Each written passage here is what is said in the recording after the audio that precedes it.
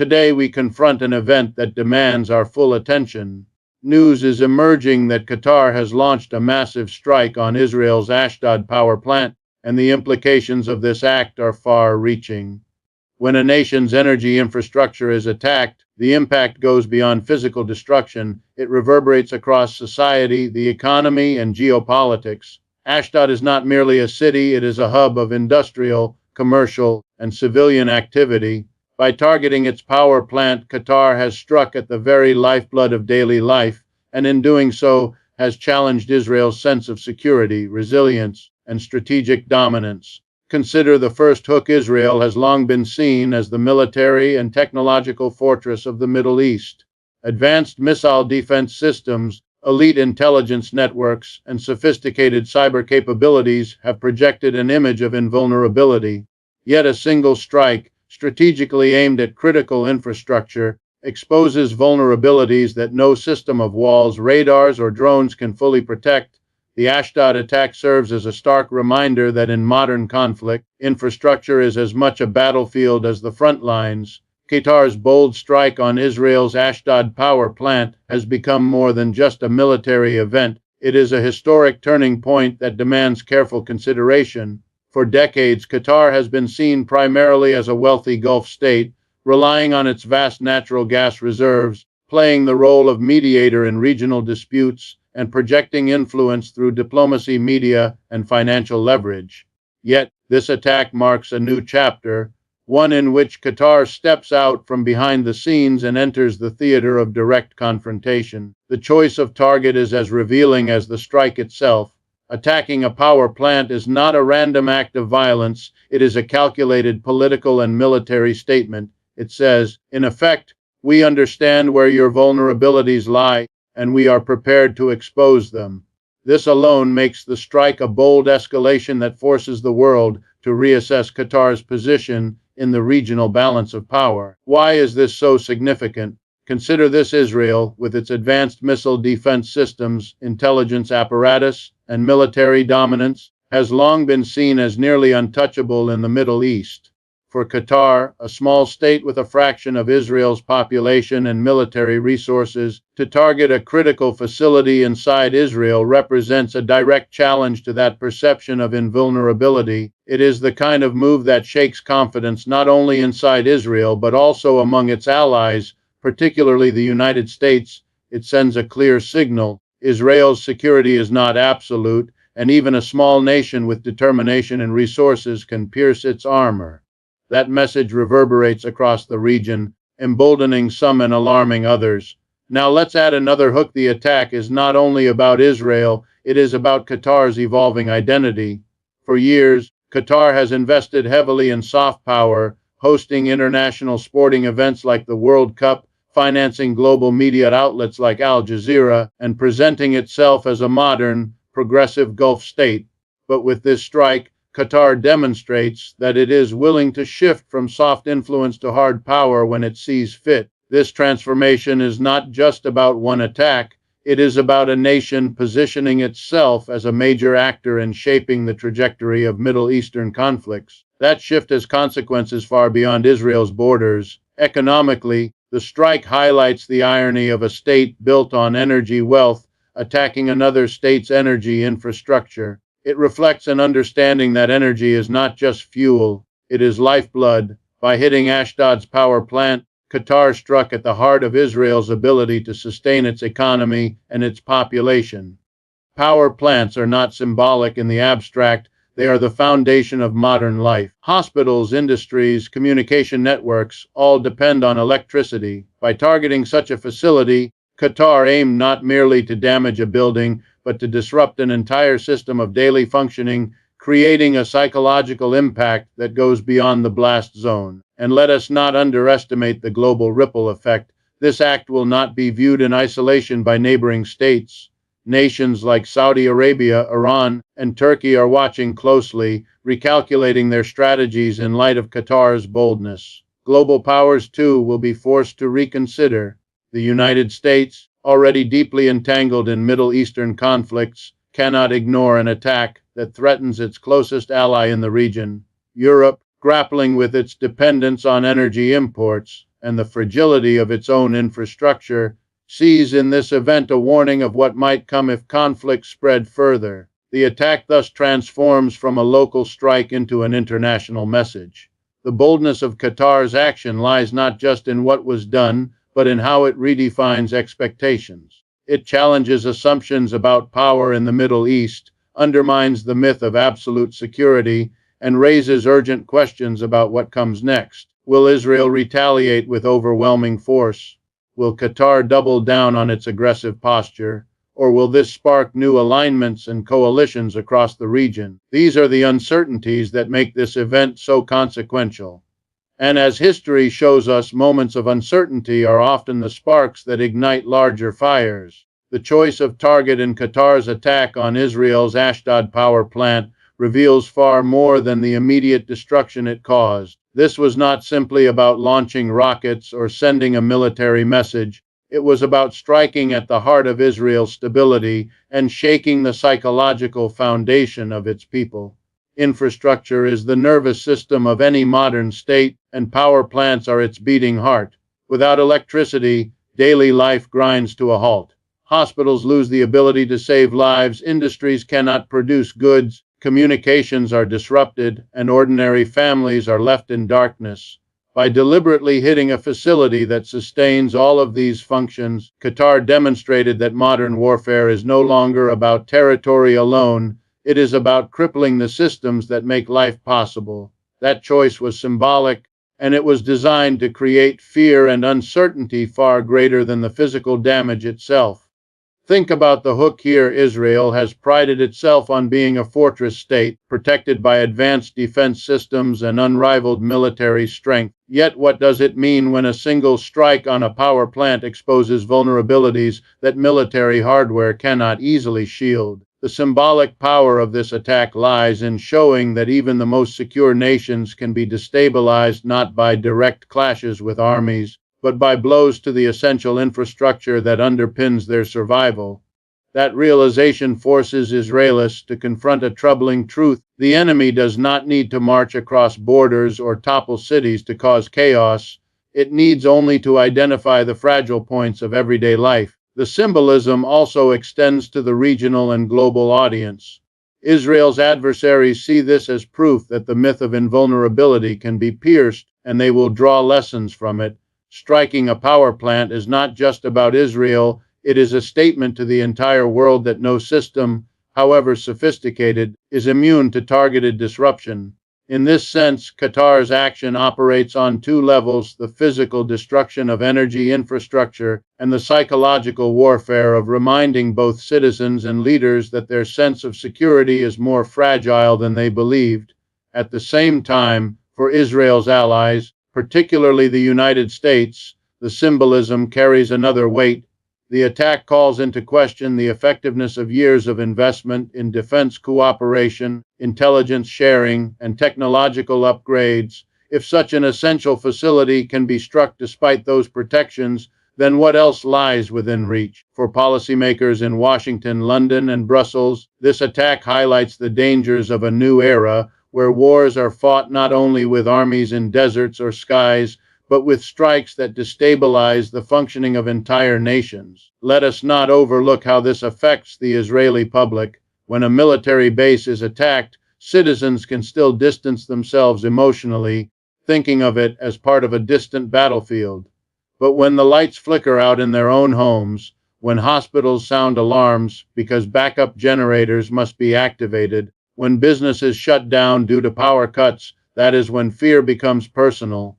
That is when war enters the living room and confidence in leadership begins to erode. This is precisely the psychological shock that Qatar's strike was designed to deliver.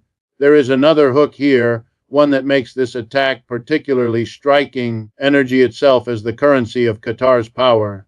The irony is impossible to ignore. A nation that built its wealth on natural gas exports and uses that wealth to project global influence chose to attack the energy lifeline of another state. In doing so, Qatar was effectively declaring that energy is not just a commodity to be traded, it is a weapon that can be wielded in conflict. This reframing of energy as both wealth and weapon is a deeply symbolic gesture, reminding the world that in the geopolitics of the 21st century, pipelines and power plants may matter as much as tanks and missiles. The targeting of Israel's Ashdod power plant will be remembered not only for the destruction it caused, but for the symbolism it carries. It forces us to recognize that infrastructure is the new front line of global conflict, and that striking it delivers a message louder than any battlefield victory. Qatar's action turned a power plant into a stage, and on that stage, it performed a message of defiance, fragility, and the shifting nature of war. The Ashdod power plant strike is more than a single attack. It is a signal of regional escalation that shifts the balance of power in the Middle East in ways that are impossible to ignore. For decades, Israel has projected itself as the central military power in the region, backed by U.S. support and technological superiority, while smaller Gulf states like Qatar have relied on wealth, diplomacy, and quiet influence rather than direct confrontation. What makes this attack extraordinary is that Qatar, a country often described as punching above its weight in global affairs, has now chosen to step into the arena of open military confrontation with Israel. That choice alters the strategic landscape and forces every regional actor to reconsider its assumptions about power, alliances, and vulnerability. The hook here is simple yet explosive. If Qatar can strike Israel, who else might be emboldened to follow? This is not just about one Gulf state making a bold move. It is about the signal it sends to Iran, Turkey, Hezbollah, and other regional players that Israel can be directly targeted in ways that matter. The ripple effects of this escalation are already spreading across the Middle East. Countries that once assumed Israel's deterrent capabilities would prevent such strikes must now face a different reality, one in which infrastructure, trade routes, and even civilian hubs could be targeted by adversaries willing to take risks. This escalation also reshapes the political dynamics between Israel and its Arab neighbors. For years, Qatar positioned itself as a mediator in conflicts, hosting peace talks and maintaining relations with both Western powers and regional movements like Hamas. By taking the step of attacking Israeli infrastructure, Qatar effectively sheds the role of neutral broker and embraces the identity of an active participant in the conflict. That transformation forces other Arab states to recalibrate. Saudi Arabia, the United Arab Emirates, and Egypt, which have all wrestled with their relationships to Israel, will now have to decide whether to condemn Qatar, support its boldness, or remain cautiously silent. Each choice carries risks, and the attack makes neutrality harder to sustain. Another dimension to this escalation is the impact on U.S. strategy in the region. Washington has relied on Qatar as both a host for major U.S. military bases and as a partner in diplomatic and economic initiatives, yet by directly targeting Israel, Qatar has put itself at odds with America's closest ally in the Middle East. This creates a dilemma for U.S. policymakers. Can they continue to treat Qatar as a reliable partner while it challenges Israel so aggressively? Or will they be forced to take sides in a way that could unravel years of delicate balancing? This is precisely the kind of escalation that complicates superpower strategies and creates openings for rivals like Russia and China to insert themselves more deeply into the region's affairs. The symbolic nature of this escalation cannot be overstated. In the Middle East, perception often matters as much as reality. The perception now is that Israel's security is not absolute, and that small states with determination and resources can force Israel onto the defensive. That perception emboldens resistance groups and complicates Israel's deterrent strategy. And here lies another hook: escalation rarely stays contained. Once one actor shows that it is willing to cross a line, others may test where the next line lies. The Ashdod strike is therefore not the end of an episode. It is the opening of a chapter whose ending no one can predict. In a region where rivalries are fierce, alliances are fragile, and conflicts often spill over borders, Qatar's decision to strike a power plant in Israel is a dangerous escalation that sets the stage for wider instability.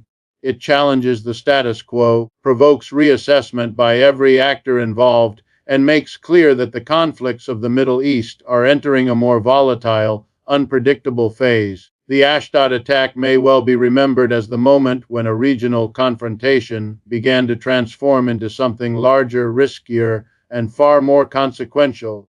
The global repercussions of Qatar's strike on Israel's Ashdod power plant stretch far beyond the borders of the Middle East, and it is here where the true magnitude of this attack begins to unfold. Wars in today's world are no longer contained within geography, they spill over into markets, trade routes, financial systems, and even the psychology of distant nations. By targeting such a vital piece of infrastructure, Qatar has sent shockwaves into the veins of the global economy, reminding the world that regional conflicts can destabilize energy security and international order in ways few are prepared for. The immediate destruction may be local, but the message is global. No nation is immune when infrastructure becomes a weapon. The hook, and perhaps the most urgent lesson, lies in energy markets. Ashdod is not just another city, it is a critical hub for Israel's energy supply and a gateway for maritime trade. Disruption in such a place forces speculation in oil and gas prices, creating ripples that affect global supply chains. Traders in London, New York, and Singapore react almost instantly, and their reactions translate into higher energy costs for households from Europe to Asia. The world is already grappling with instability in energy markets, and an attack like this fans the flames of uncertainty. This demonstrates how one strike in a seemingly distant conflict can reach directly into the pockets of ordinary families thousands of miles away. Another layer of global consequence emerges when we consider trade and shipping. Israel's coastline is a lifeline for its imports and exports, and Ashdod plays a central role in maintaining that lifeline. A strike on infrastructure so close to a port city raises alarms for international shipping companies, insurers, and investors. If power plants, ports, or refineries are seen as vulnerable targets, global trade routes that pass through the eastern Mediterranean will face new risks. Ships may be diverted, insurance premiums will spike, and regional ports may lose traffic as instability grows. Once again, what begins as a regional escalation becomes a disruption with global economic significance. The political reverberations are no less striking. Europe, still haunted by its dependence on external energy suppliers, cannot afford another source of uncertainty. For countries like Germany, Italy, and France, the attack underscores just how fragile the global energy network has become and how vulnerable their economies are to conflicts they do not control. In Washington, policymakers face a different challenge. The United States has invested billions in ensuring Israel's security, yet a Gulf state has demonstrated that critical infrastructure remains exposed. This is not only an embarrassment, it is a strategic headache. How can Washington continue to reassure allies of its protective power when the vulnerabilities are so clearly visible? The attack also opens the door for rival global powers to exploit the situation. Russia, already positioning itself as a defender of alternative alliances in the Middle East, can use this escalation to argue that U.S. influence is waning and that new partnerships must be forged. China, too, with its hunger for stable energy supplies, will be watching closely, calculating how instability in the Middle East can either harm its growth or provide opportunities for greater involvement in regional diplomacy and trade. Perhaps the most powerful hook here is psychological. Global publics are reminded that wars in the Middle East are never just over there. They ripple outward, destabilizing economies, reshaping alliances, and creating uncertainty for billions of people. A household in Paris may not feel the heat of an explosion in Ashdod, but it will feel the sting of a higher electricity bill. A shipping company in Singapore may not hear the sirens, but it will feel the risk in rising insurance costs. This interconnectedness makes the attack on Ashdod a global event, not a regional one.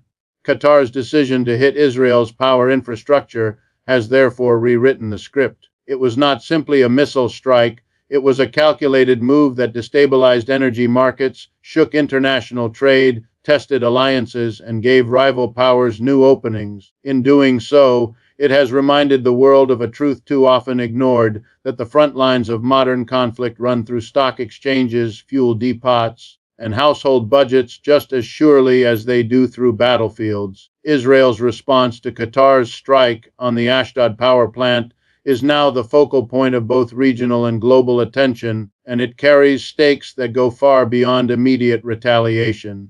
For Israel, the attack is not merely a violation of its territory, it is a direct challenge to its national security, its strategic credibility, and the confidence of its citizens. Every decision Israel now makes will be closely observed, not only by neighboring states but by allies like the United States, whose military and diplomatic support has long underwritten Israel's sense of security. The pressure to respond decisively is immense, because hesitation could be interpreted as weakness, emboldening not only Qatar but other actors who may be calculating the limits of Israel's tolerance. Here is the first hook. Israel's military planners face an unprecedented dilemma.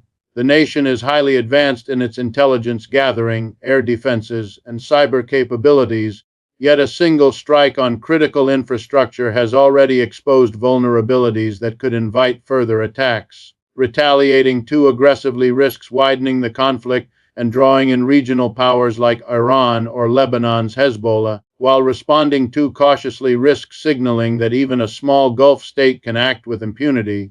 Every step, every calculation is now under scrutiny, and the pressure is amplified by the media and public opinion, both domestically and internationally. Another compelling hook lies in the psychological dimension. Strikes on military bases or border positions can be framed as battlefield engagements, but attacks on infrastructure hit civilians directly, making the population acutely aware of vulnerability. Hospitals, schools, and essential services depend on power, and disruption creates panic, uncertainty, and fear. Israel's leadership must manage the response not only to neutralize the immediate threat, but also to maintain morale among its citizens, who will demand swift and visible action. Public sentiment is a powerful force in shaping the scale, intensity, and timing of any retaliatory operation.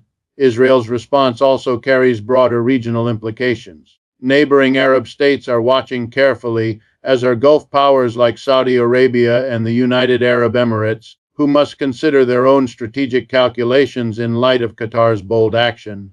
Each decision Israel makes will influence regional diplomacy, alliances, and the balance of deterrence. For example, a heavy-handed military response could alienate moderate Arab states that have recently moved toward normalized relations, while a restrained response might encourage more aggressive tactics from adversaries. Israel's leadership is therefore caught in a high-stakes balancing act that could redefine the region's geopolitical landscape. A further hook lies in the potential for cyber and asymmetric warfare. Israel has long invested in cyber capabilities to defend critical infrastructure, but Qatar's strike demonstrates that physical attacks remain potent and disruptive. The combination of conventional and unconventional strategies now comes into play. Israel must anticipate not only immediate retaliatory strikes but also potential attacks on water systems, communications networks, and other critical nodes. Every defensive move requires foresight, innovation, and careful calibration because miscalculations can have cascading consequences. Finally, Israel's response will shape the global perception of deterrence. The United States and other allies have consistently emphasized Israel's security as a cornerstone of regional stability. If Israel responds effectively, it reinforces the credibility of its military and the strength of alliances. If it struggles to respond, it sends a signal to other nations and non-state actors that strategic attacks on infrastructure can bypass conventional defenses. This is not merely about a single strike, it is about reshaping the strategic calculus for both friends and adversaries in the Middle East and beyond. Israel now faces a critical moment where every decision, every action, and every communication will have ramifications far beyond Ashdod. Its response will define deterrence, influence regional alliances, shape public perception, and signal to the world how nations can defend themselves in an era where infrastructure has become both a target and a weapon. The attack on Ashdod power plant underscores a deeper lesson about the fragility of military dominant strategies and the evolving nature of modern warfare, where infrastructure has become both a target and a battlefield. For decades, Israel's security doctrine emphasized military superiority, advanced intelligence, and technological dominance as the ultimate guarantors of national safety. Yet the strike demonstrates that no matter how sophisticated a state's defenses may be, critical vulnerabilities remain. The lesson is stark: conventional military might cannot fully protect a nation if its essential systems, power grids, water supplies, transportation networks, can be disrupted by a determined adversary. This is the new reality of warfare, and it has implications not only for Israel but for nations around the world. Here is a hook to consider: traditional wars focused on armies, borders, and population centers, but today, an attack on a single power plant can achieve what massed forces could not, paralyzing daily life, undermining public confidence, and forcing political leaders into reactive positions. Infrastructure strikes are disproportionately impactful compared to their cost and complexity, making them an attractive tool for smaller nations or non-state actors seeking influence against stronger powers. Qatar's choice to target Ashdod reflects a sophisticated understanding of this principle, signaling that the age of kinetic battles is giving way to an era where disruption of critical systems can shift the balance of power.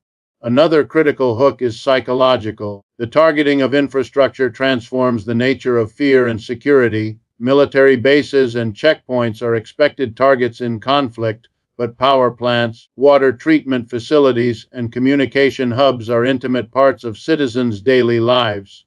By attacking these systems, aggressors bypass traditional front lines and strike at the heart of civilian stability, creating a pervasive sense of vulnerability.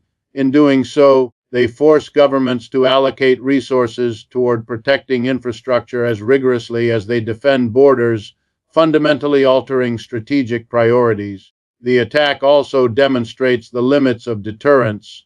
Israel's military strength has long been considered a shield against aggression, yet the strike on Ashdod exposes that technological sophistication alone cannot guarantee invulnerability. This is a lesson for all nations reliant on military dominance to secure their safety. The calculation now must account not only for armies in the field, but for the resilience of essential systems, the adaptability of adversaries, and the potential for asymmetric tactics to disrupt even the most fortified states. Economically, the lesson is equally profound. Infrastructure is not merely functional, it is a backbone of national productivity.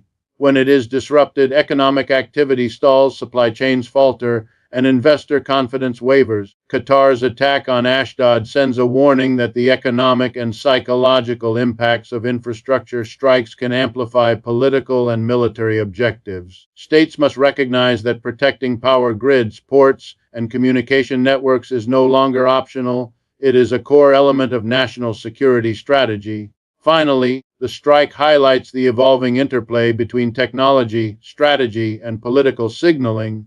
In the past, military dominance was about brute force. Today, it requires anticipating vulnerabilities in complex systems and understanding the symbolic weight of targets. The Ashdod attack is a case study in how a smaller actor can leverage knowledge, precision, and strategic insight to challenge a stronger opponent. This is a world where thinking beyond traditional military paradigms is not a luxury but a necessity, and where the lessons of one strike can redefine how nations prepare for conflict in the 21st century. In closing, let us remember that moments like this are more than breaking news. They are a lens through which we can study power, strategy, and consequence. The attack on Ashdod is a reminder that modern conflict is as much about systems and symbols as it is about borders. It challenges us to think critically about security, infrastructure, and the interconnectedness of our world. Israel has been shaken, yes, but the lessons extend far beyond its borders, offering all of us insight into the evolving nature of conflict in the 21st century.